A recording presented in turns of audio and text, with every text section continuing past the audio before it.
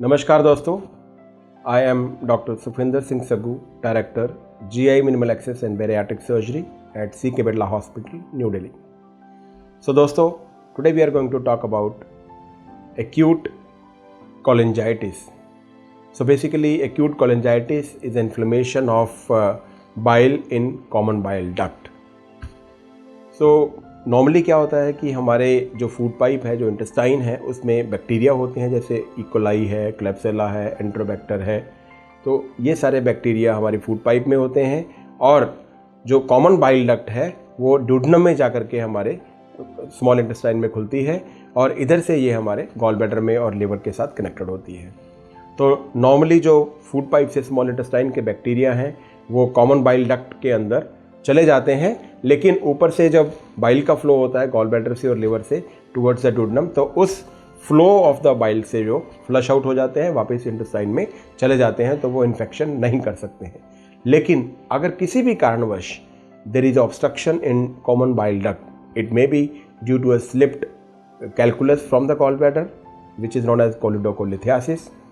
It may be because of stricture in the common bile duct that can be benign or it can be malignant, or the obstruction can be a tumor which is lying outside the common bile duct and having and causing a extraluminal compression on the common bile duct, और या फिर pancreas के tumour हैं जो कि common bile duct को obstruction दे रहे हैं। तो whenever there is a obstruction in the common bile duct, the bile cannot flow freely into the duodenum, तो वो फ्लश आउट नहीं कर पाते हैं और जो बैक्टीरिया हमारे स्मॉल इंटेस्टाइन से कॉमन बाइल डक्ट में जाता है that can cause a bacterial infection over there, और उसकी वजह से जो है हमें सिम्टम आने शुरू हो जाते हैं। तो दोस्तों, पेशेंट को क्या लगता है, पेशेंट के सिम्टम्स क्या होते हैं, उसमें नंबर 1 पे आता है पेशेंट को फीवर होता है, सीवियर उसको फीवर होता है, हाई ग्रेड फीवर होता है। नंबर 2 पे पेशेंट को राइट अपर क्वाड्रेंट में पेन होता है, और नंबर 3 पे पेशेंट को जॉन्डिस हो सकता है क्योंकि बाइल जो है वो ब्लड स्ट्रीम में जाना शुरू हो जाता है। तो इसको हम कहते हैं चारकोट ट्रायड। इन तीनों सिम्टम को मिला के चारकोट ट्रायड कहते हैं। और अगर इससे भी सीवियर हो जाता है तो जो ब्लड वेसल्स हैं वो भी लीकी हो जाती हैं, वहाँ पे बैक्टीरिया चला जाता है, जिससे सेप्टिसीमिया हो जाएगा। सेप्टिसीमिया होने से ब्लड प्रेशर कम होना शुरू होता है, इसको हाइपोटेंशन कहते हैं, और ब्रेन में जो है ब्लड फ्लो कम होता है जिससे कन्फ्यूजन हो जाता है। तो चारकोट ट्रायड के 3 सिम्टम यानी कि फीवर, पेन, जॉन्डिस और हाइपोटेंशन प्लस 5वां कन्फ्यूजन, तो ये पांचों मिलके जिसको हम कहते हैं रेनॉल्ड्स पेंटार्ड। तो ये जो है 5 मेन सिम्टम और साइन जो है वो एक्यूट कोलिंजाइटिस के रहते हैं।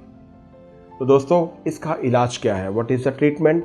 उसमें सबसे पहले आता है मेन स्टे कि हमें जो सिम्टम है उसको ट्रीट करना है, यानी कि रिहाइड्रेशन इज़ वेरी इंपॉर्टेंट।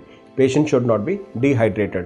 तो सबसे पहले रिहाइड्रेशन ऑफ द पेशेंट, फिर एंटीबायोटिक, क्योंकि बैक्टीरिया इन्फेक्शन कर रहे हैं तो हम पेशेंट को एंटीबायोटिक देते हैं जिससे पेशेंट को रिलीफ मिलना शुरू हो जाता है। और नंबर 3 पे इसको कहते हैं सिम्टोमेटिक, और नंबर 3 पे रहता है कि अगर वहाँ पे कोई भी ऑब्स्ट्रक्शन है, अगर स्टोन है तो उसको ERCP से हम उसको स्टोन को निकालते हैं और उसके बाद में गॉल ब्लैडर में स्टोन्स के लिए उसकी लेप्रोस्कोपिक कोलिसिस्टेक्टमी करते हैं। और अगर वहाँ पे कोई स्ट्रक्चर है, बिनाइन स्ट्रक्चर है, तो CBD जो होता है कॉमन बाइल डक्ट की स्टेंटिंग से वो हम ऑब्स्ट्रक्शन दूर कर सकते हैं और फिर हम एंटीबायोटिक देके कोलिंजाइटिस को ठीक करते हैं। और अगर कोई एक्स्ट्रा ल्यूमिनल ट्यूमर उस पर है तो हमें उस ट्यूमर की सर्जरी करके उसको निकाल के ही उसको ठीक करना पड़ता है। तो दोस्तों, ये था कोलिंजाइटिस, उसके कारण और उसके सिम्टम और उसका इलाज। Thank you.